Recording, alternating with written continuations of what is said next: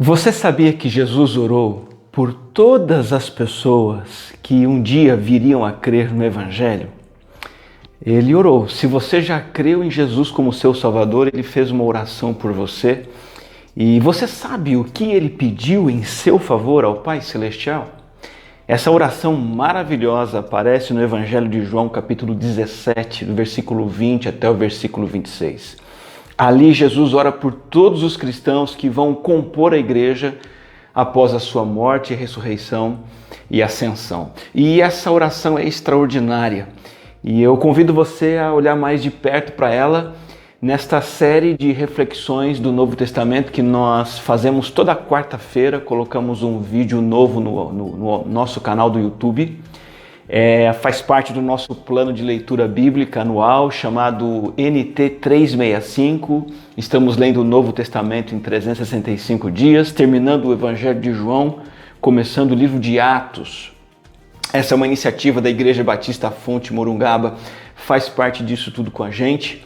Confira esse vídeo até o fim, compartilha essa mensagem com as pessoas também que você conhece. Essa oração de João, capítulo 17, é chamada oração sacerdotal. Ela tem uma importância muito difícil da gente medir, ela é extraordinária, ela é magnífica.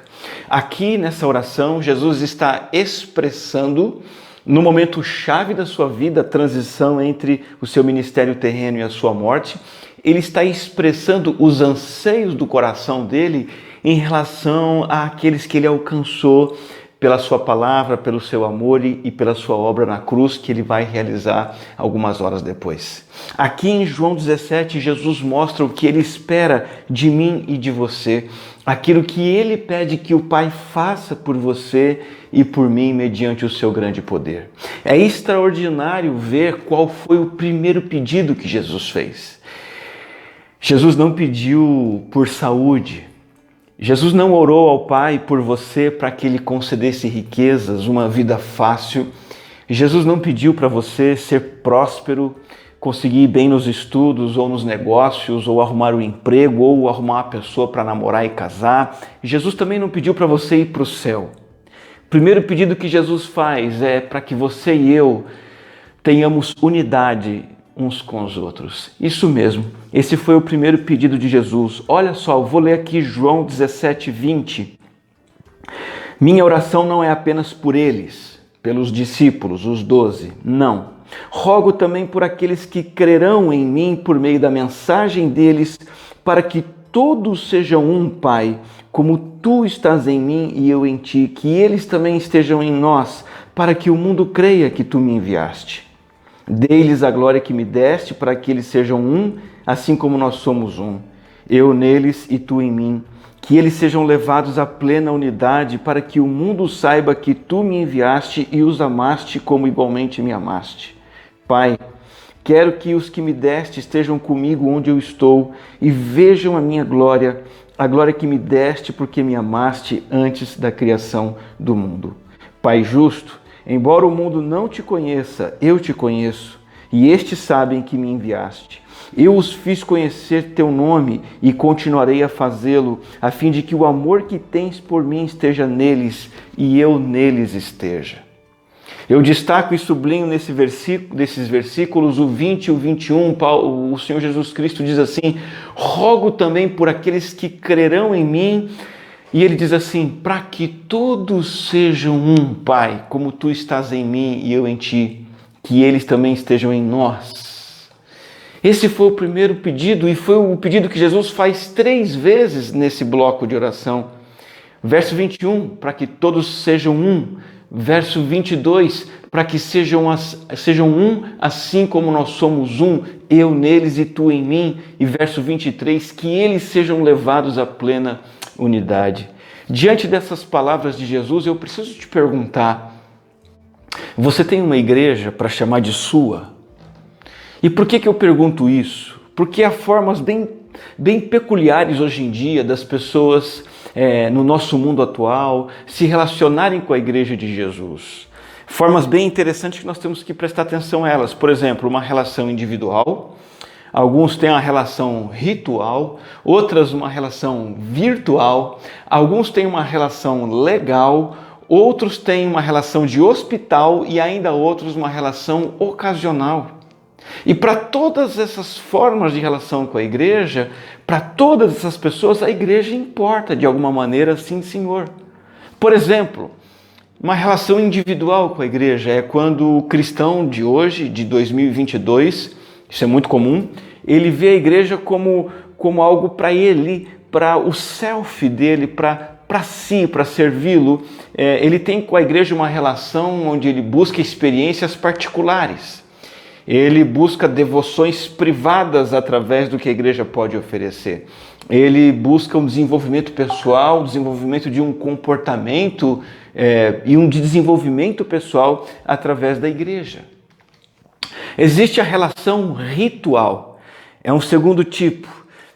Quando o cristão vai à igreja procurando um rito para ele participar, um sacramento para ser ministrado a ele, uma liturgia especial da qual ele possa participar e ser abençoado, invocações que podem ser feitas em nome dele, por ele e até por ele mesmo. Ele busca e se submete a essas coisas.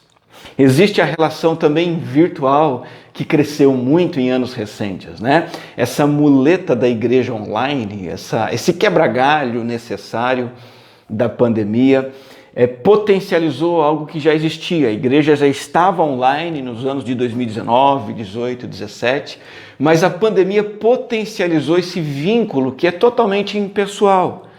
Culto online, mensagem em vídeo, frases de efeito, canais religiosos, tudo muito enxuto, muito breve, muito efêmero, muito impessoal, mas a igreja virtual está aí e tem muita gente migrando, transitando apenas nesse universo virtual. Igreja individual, ritual, virtual, tem também a igreja legal, o vínculo social. A igreja que é agradável e eu vou porque ali tem amigos, tem um cafezinho, tem um entretenimento, a gente marca um churrasco, tem pastel, tem passeio. Igreja legal. Tem a igreja hospital. É uma igreja que é procurada quando o calo aperta. O desespero, a aflição, um problema familiar, um problema de saúde, uma crise emocional, leva o fiel à igreja, mas assim, via de regra esse fiel fica na igreja o mesmo tanto que o doente fica no hospital, só o necessário para ser curado, para as coisas estarem bem, depois ele vai embora e não volta mais. A igreja hospital. E tem também a igreja ocasional, que é parecida com o hospital, mas tem algumas diferenças. A igreja importa também para essa pessoa, mas não muito. É a igreja ocasional, ela está no pacote daquelas coisas que a gente chama assim, se der eu vou. É um vínculo meio que turístico, né? Inclui um pouco de trânsito inter-igreja, essa pessoa que vai ocasionalmente, ela acaba indo numa igreja ou outra.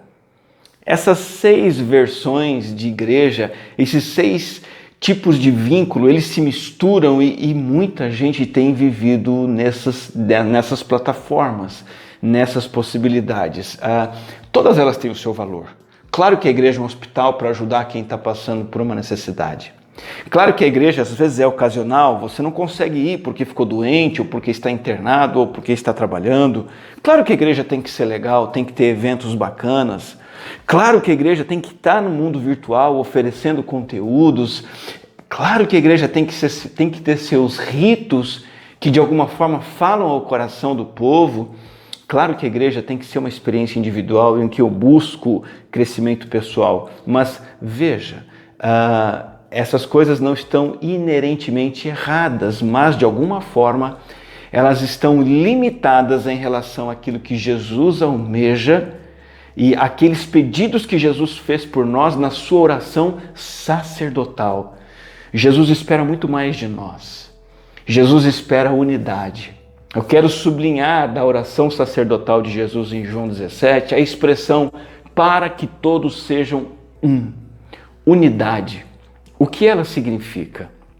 Olhando para essa expressão, para que todos sejam um, Jesus dá a ideia de todos formando uma unidade, ou uma unidade composta por todos. Jesus está falando de pessoas que têm vínculo, que têm relacionamento, que têm afetividade, que têm propósito, que têm crenças e valores que compartilham.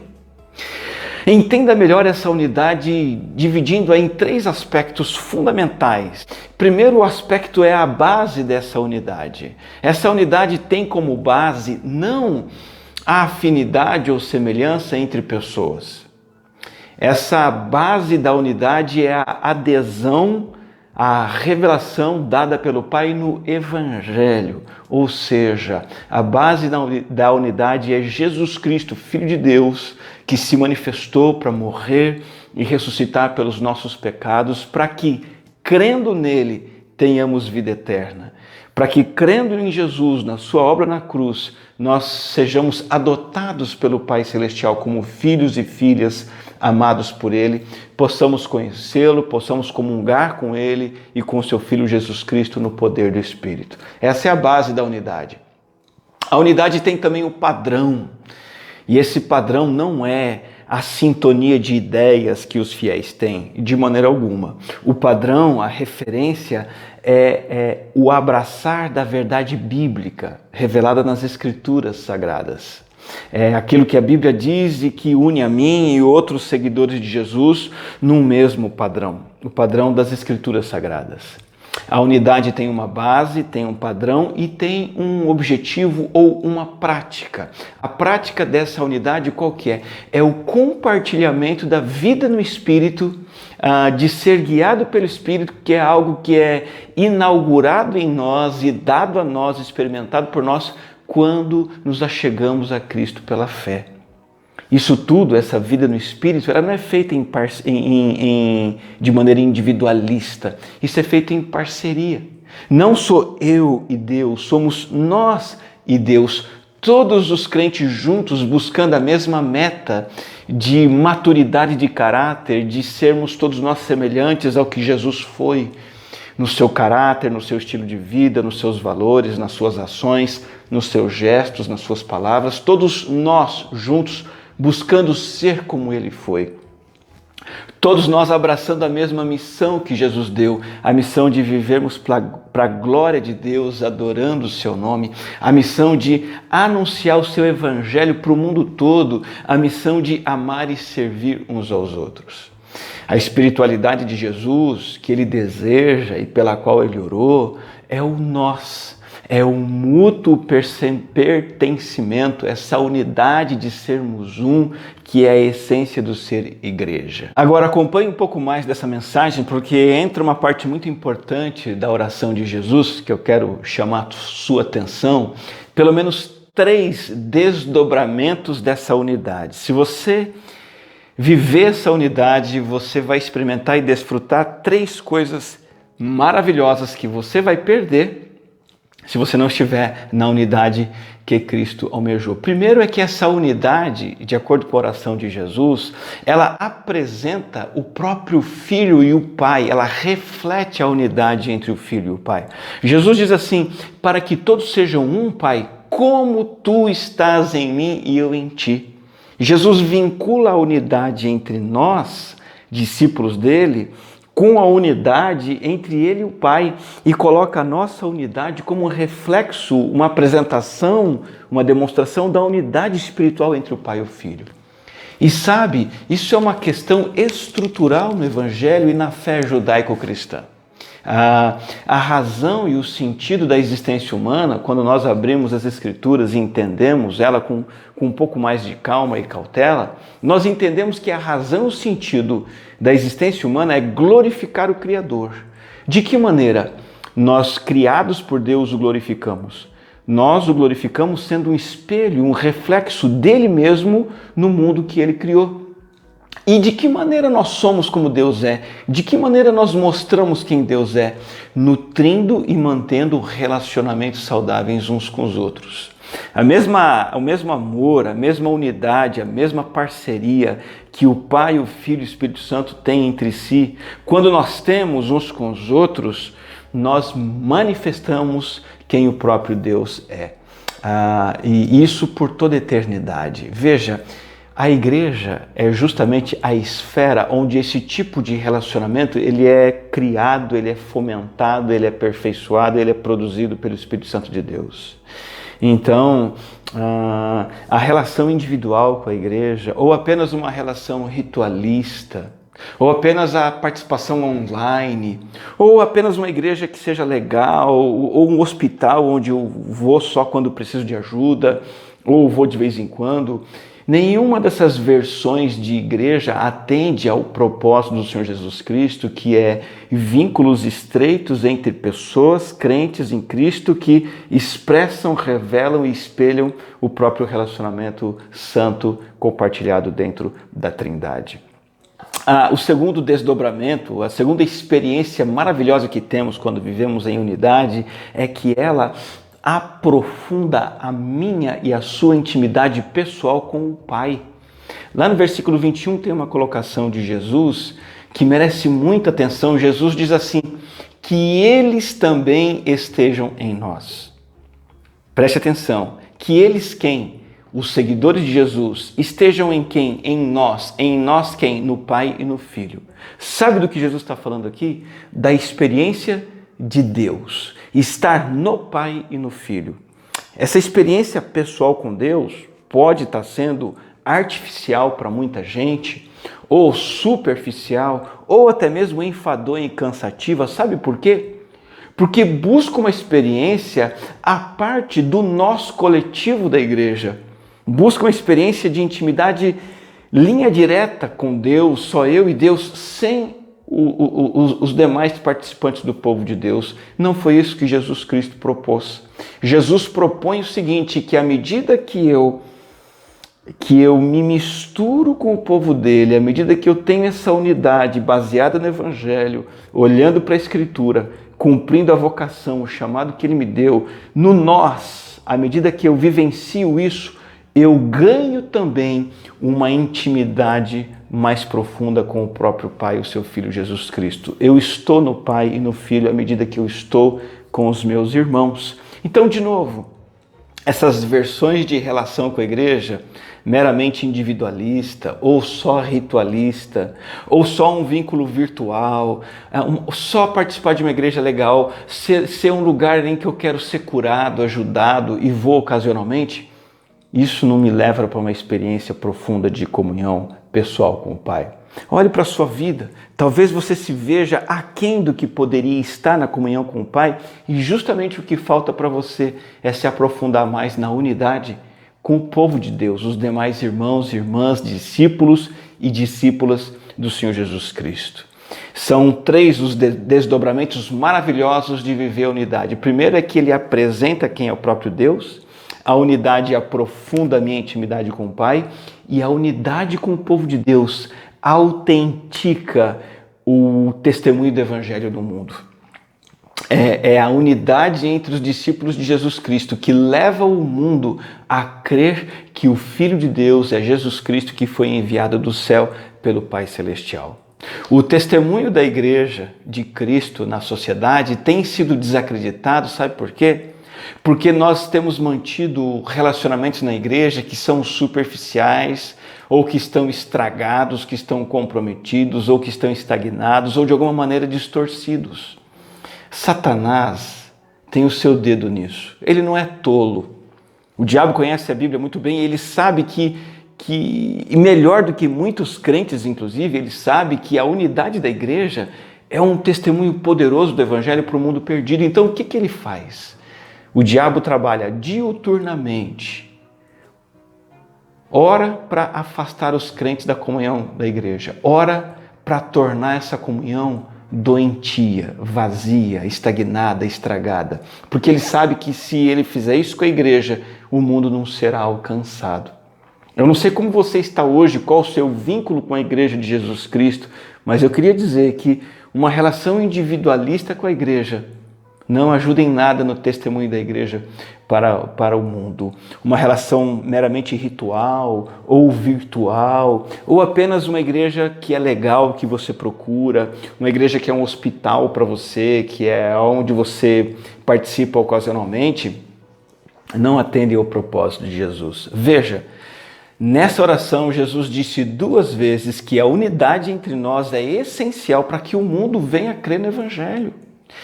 Para que todos sejam um, para que o mundo creia que tu me enviaste, versículo 1. Quando o mundo vai crer que Jesus Cristo é o Filho de Deus enviado do céu? Quando todos os discípulos forem um, quando houver unidade. Lá no versículo 23, Jesus diz assim, que eles sejam levados à plena unidade para que o mundo saiba que tu me enviaste. Não tem como. À medida que a unidade entre os discípulos de Jesus acontece e se fortalece, essa unidade tem um poder de impactar o mundo, de atrair o mundo e de levar o mundo a entender que Jesus Cristo é o Filho de Deus que veio do céu para nos salvar. Quando as pessoas notarem que os crentes realmente amam a Cristo e amam uns aos outros, essas pessoas serão atraídas por esse amor para também experimentarem a vida eterna. Jesus já tinha falado sobre isso no Evangelho de João, capítulo 13. Jesus disse muito claramente, com isso todos saberão que vocês são meus discípulos, se vocês se amarem uns aos outros. Veja, as pessoas do mundo não vão saber que nós somos discípulos dele se nós escrevemos na nossa testa, Jesus, colocarmos um adesivo no nosso carro, creio em Jesus, ou mandarmos mensagem, versículos de Jesus no WhatsApp. Não é só isso. As pessoas vão saber que nós seguimos Jesus quando nós amarmos uns aos outros como irmãos e irmãs em Cristo. Então, para que o mundo venha crer em Jesus, a gente não precisa de melhores transmissões de culto online, melhores bandas musicais modernas, grandes pregadores, cultos super estruturados. Tudo isso são coisas boas, mas algo realmente importante e eficaz que você pode fazer para impactar esse mundo sem Jesus é isso. Mantenha-se unido com a comunidade local de fé. Seja ela pequenininha, porte médio, grande. Mantenha seu vínculo ali, caminhe bem perto do Senhor e muito perto da igreja, do povo, dos irmãos, das irmãs, sejam elas pessoas simples, cultas, não importa. É essa unidade no Senhor que vai fortalecer a igreja para que o mundo seja alcançado. Portanto, eu pergunto, para encerrar essa nossa reflexão, você tem uma igreja para chamar de sua? Você precisa ter. Jesus orou por isso, é isso que ele almeja. O coração de Jesus pulsa. E ele clamou por isso na oração mais importante que ele fez, a oração sacerdotal.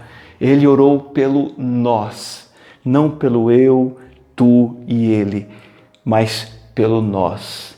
Uma unidade que tem base no Evangelho. Pelo Evangelho, crendo no Evangelho, todos nos tornamos filhos e filhas de Deus, membros da mesma família do Pai Celestial. Pelo Evangelho nós seguimos um novo padrão, a verdade da palavra, a Bíblia. E pelo Evangelho nós começamos uma nova prática de vida, sermos guiados pelo Espírito, buscando realizar a missão do Espírito nesse mundo, a missão de pregar o Evangelho, adorar o Senhor, amar e servir uns aos outros. Vem para a igreja. Tem uma igreja que você pode chamar de sua e faça parte dela, pois foi por isso que Jesus intercedeu em seu favor. Esse foi o primeiro pedido de oração que ele fez ao Pai Celestial, por você e por mim. Eu gostaria de orar com você nesse momento. Vamos falar com Deus? Deus e Pai Celestial, bendito seja o teu nome por ter enviado seu Filho Jesus Cristo a este mundo para viver por nós e para morrer por nós, e também para interceder em nosso favor como sacerdote. E nessa oração ele clamou pela nossa unidade. Faz-nos um. Toca no coração daqueles que estão frios em relação à igreja, ou distantes da igreja, ou estão migrando de igreja em igreja. Torna-os, ó Deus, membros comprometidos e engajados, envolvidos com a comunidade local de seguidores de Jesus. E que possamos viver o nós, a unidade que o Senhor tanto esperou e tanto clamou e tanto anseia que nós tenhamos. Obrigado, Senhor. É a nossa oração em nome de Jesus. Amém. Eu queria que você terminasse esse tempinho de reflexão ouvindo uma canção que fala sobre esse amor, sobre essa unidade e sobre quem nós somos em Cristo Jesus. E enquanto você ouve, você pode também dar sua curtida aí no nosso vídeo, se inscrever no canal da nossa igreja, aproveita para compartilhar esse vídeo com mais gente e também compartilhar o canal da nossa igreja. E esteja de volta, fique atento na nossa próxima transmissão. Mais um vídeo entra no ar todo domingo e toda quarta com conteúdo bíblico para você ser edificado e abençoado. Fique com Deus.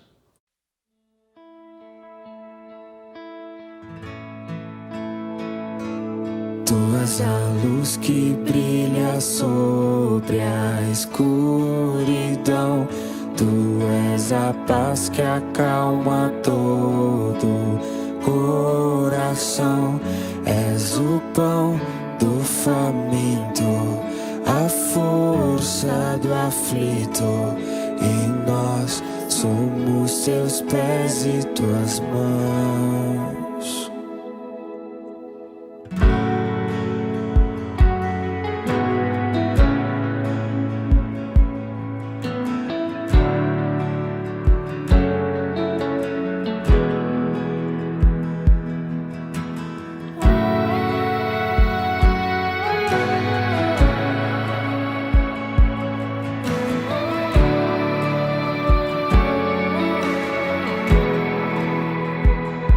Somos teu povo, a tua igreja. Tua luz brilha sobre nós. O mesmo corpo, um só Espírito, o Senhor e Rei. Faça a tua vontade através de nós, que o teu reino venha, que o teu reino venha. Faça a tua vontade através de nós, que o teu reino venha, que o teu reino venha. Tu és a luz que brilha sobre a escuridão. Tu és a paz que acalma todo coração. És o pão do faminto, a força do aflito. E nós somos teus pés e tuas mãos. Tua verdade sempre permanecerá. Do teu amor quem poderá nos separar? És fiel e pra sempre teu povo sustentar. E então o mundo inteiro verá o poder do grande Rei.